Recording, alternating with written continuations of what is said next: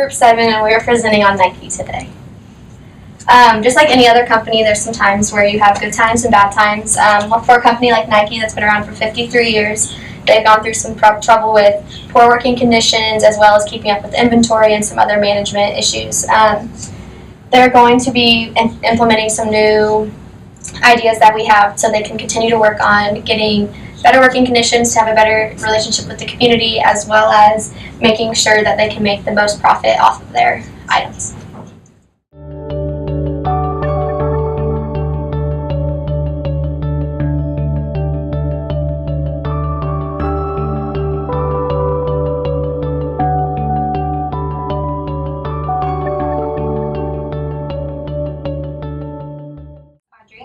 Now we're going to talk about the diagnosis of the problems that we found for Nike. The first problem we found is child labor, which is a huge problem. In Pakistan and Cambodia alone, there are more than 200 children working in the factories that produce Nike's products. Some of these children are as young as 4 and 5 years old. But Nike's only defense is that you can buy a fake ID in Cambodia for only $5. I know when we're talking about the poor working condition in the factories, Nike's products are produced by workers in low-wage countries in extreme conditions that right now Nike is symbolized as a global sweatshop, which is said by Reach in 2015. Also, there was a former factory worker that came out and said that they had such rigid deadlines for Nike products they were forced to take turns on who went home to go showered, which was said by Lee in his article posted in 2016.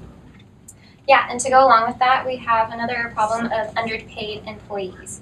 Nike has shown low social responsibility in this area with their unreasonable deadlines and the high fines that come with these deadlines when the factories aren't able to reach them.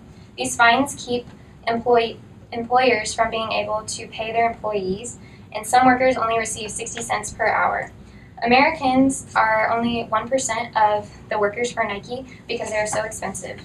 And Indonesian workers receive less than minimum wage, as well as when China raised their wages for their workers, Nike ended up taking their work elsewhere because they didn't want to pay these workers. And then going off that, talking about the basketball sales declining, it really boils down to the lack of the management's marketing and promotion strategy. And also, going off that, the investors are getting quite scared because the basketball trend is on a downward slope, which makes the sales decrease, which makes people not want to invest.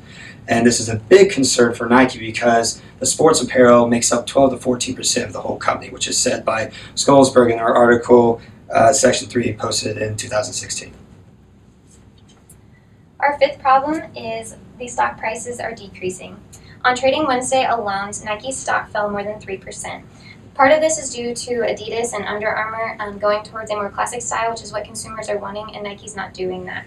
So the American orders only increased by 1%, and this has caused less future orders to be part of Nike, and so there are less investors in Nike because they don't see as good of a future for this company. Talking about the apparel inventory, it's overstock. It's overstocked because they have other competition coming out and it's starting to take a toll on Nike. For instance, Nike isn't focusing on what the customers want. The customers want, with the shoes, something that feels comfortable. That's something that's stylish. That's something that's appealing. Instead, Nike is focusing more on the high tech of the foot industry, which is not what they want, which is why things aren't going well for them. And it's just a reason why since 2012 it has been decreasing, which is said by an article with stock analysts posted in 2015. Yeah, and so the market is growing slowly for Adidas because, as I said earlier, the competition with Adidas and Under Armour, they're doing what the customers are wanting. And in the past year, Nike's stock has fallen more than 19%, which is the worst in the entire Dow. And there are high input costs and low inventory turnover for Nike, which is causing part of the problem for the growth market, as well as Nike is showing a lack of innovation in their products, which is causing a slowness in the growth. And finally, we're talking about the footwear industry is struggling. Struggling for main reasons because they're having a lot of substitute products come into the industry. With that being said, they're focusing more on the running and basketball kind of shoes. They're just focused on that. They're not really focusing on what the consumers want, what they're looking at. This is why Under Armour and Adidas are flourishing in this stuff because they're actually listening to what the consumer wants: stylish shoes, comfortability. And this was said by Total in his article posted in 2016.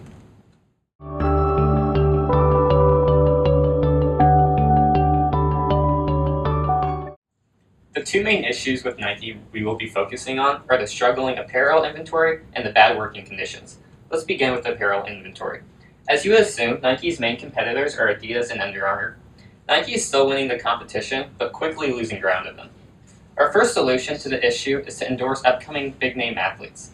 Some examples include basketball icons Jason Tatum and Lonzo Ball, and MLB Rookie of the Year Chris Bryant. Doing so will be cheaper for Nike to endorse these players rather than big-name athletes such as Kobe Bryant and LeBron James. This would result in a new line of products and reach out to a new consumer market, which would eventually result in an increase in profits. The second solution is to adopt to a just-in-time inventory system. Nike would increase their profits because of the cost-saving benefits. Some examples of these cost-saving benefits are improved warehouse cost, decreased rate of outdated inventory, and improved inventory quality. With less mistakes being made, this would improve Nike's reputation and attract new customers. The third solution to the apparel issues is to improve their market shares. As you can see from the graph, they have 90% shares in basketball, 60% in running, but they're struggling in skateboarding with 20% and soccer with only 17%. Gaining more shares would knock their competitors farther down the ranks.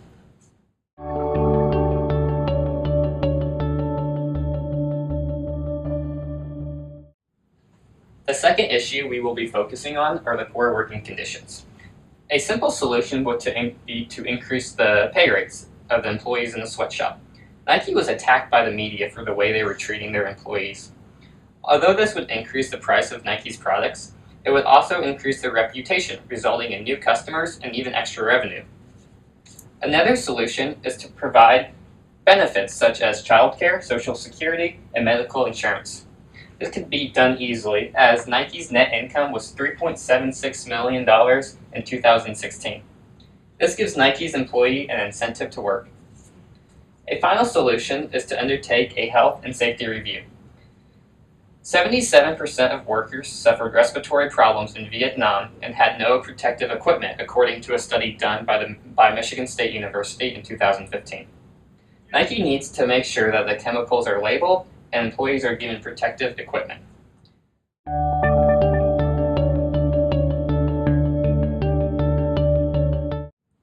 There are several steps a company can take in order to fix the flaws within. The first step initially is to recognize that there is a problem within the company. Next, the company must formulate a strategy and possible alternatives that would solve the issue at hand.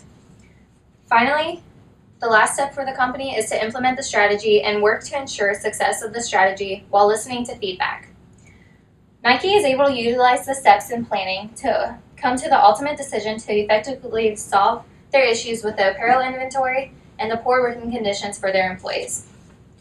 Nike anticipates that there will be an excess inventory going into 2017, as Scott Christian wrote in his article in 2016. He also adds excessive inventory means deep discounts, which hurts profits. Companies such as Adidas and Under Armour fall in line with Porter's 5 forces. These two companies create the level of rivalry among the organizations in the footwear industry. Adidas and Under Armour are increasing with the threat of substitute products, allowing consumers to shop around. Nike reflects this in their overstock of apparel inventory due to the decline in their sales. This covers the first step of identifying the problem. Next, Nike needs to strategize the best solution with the most benefits.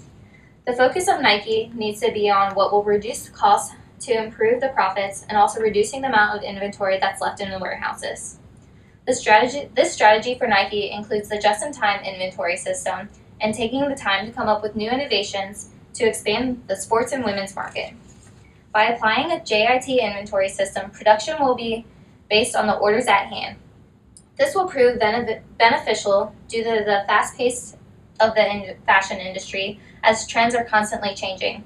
This will reduce the losses of the inventory that goes out of style for Nike. With the implementation of the just-in-time inventory system, implementing time and resources to new innovations will also prove highly beneficial. Reaching outside of the running and basketball market and targeting more women's wear, Nike will expand its customer market, which in turn will optimize profits.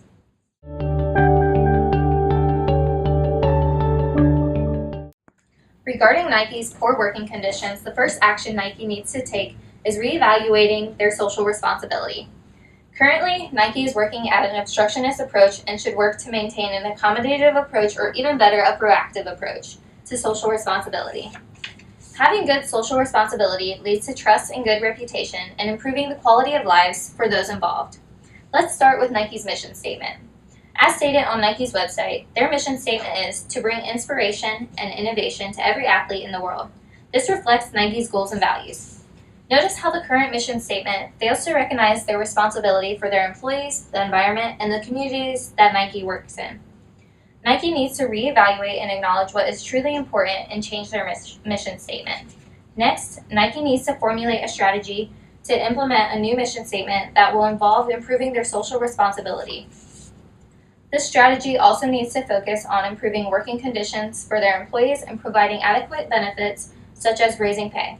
This will allow employees to meet the needs described by Abraham Maslow. Strategies also need to remodel the work environment to meet the safety needs, which provided by a safe workplace. Nike should also add listening and learning to their business strategy. According to Nick Cifuentes in his article written in 2011, companies should constantly monitor and listen to the needs and of the communities and address their social issues. Listening to feedback leads to better production. Asking employees for feedback or solutions increase the employment involvement and also empowers the employees. And this also will increase their motivation in the work environment. After formulating the strategy, Nike needs to execute the strategy to a T every day. Non-compliance with the new social responsibility should be intolerable and extinguished by management. Lastly, Nike needs to evaluate and review the strategy for any flaws that need correcting.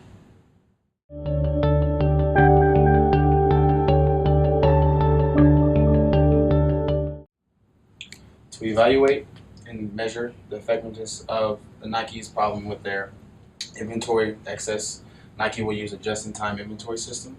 This system will allow Nike to increase their efficiency and decrease the amount of waste and only have products in production as they're needed, thus by increasing the profits. To analyze this and measure this, the company must analyze their inventory ratio turnover every quarter, every fiscal year, to figure out if they are being efficient with their inventory.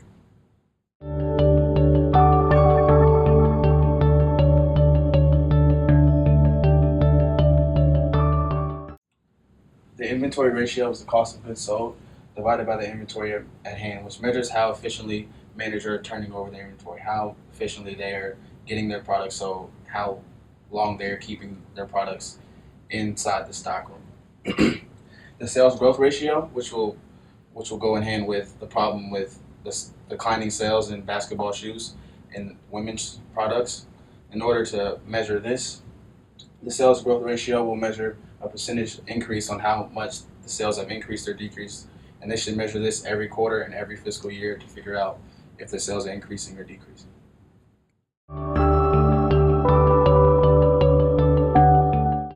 To combat the problems with the labor relations that Nike has been criticized for many years, Nike should move to the accommodative approach, which is when a company exceeds the legal minimums of requirements of what they have to do.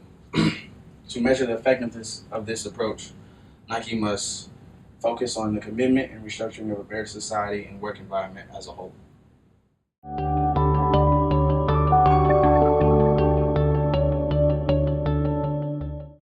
Now that you've heard all of the problems that we had, the solutions, and the actions that we've come up with, I'm just going to give a little recap on what Nike has to do. The most important thing that Nike needs to do is they need to own up to their issues and their mistakes. This is going to build trust within the community, therefore they'll be able to make their plans better. Continuing to endorse athletes is another way that Nike is going to increase sales. They have to be very careful on who they choose, though. They can't pick an athlete that's going to cause problems or someone that's going to be controversial. The last thing that Nike needs to do is they really need to listen to their customers. They need to know what they want, and they need to know how to meet customers' needs. So once Nike has all these things figured out and they make new action plans, they need to stick up to the new plans, and they need to make sure that management is working every day to better everything that they've been talking about.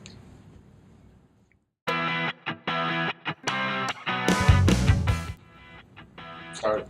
Evaluating their social responsibility. Sorry, that was my slide change. Okay. Just-in-time inventory, which is the problem with dealing with. Oh, sorry.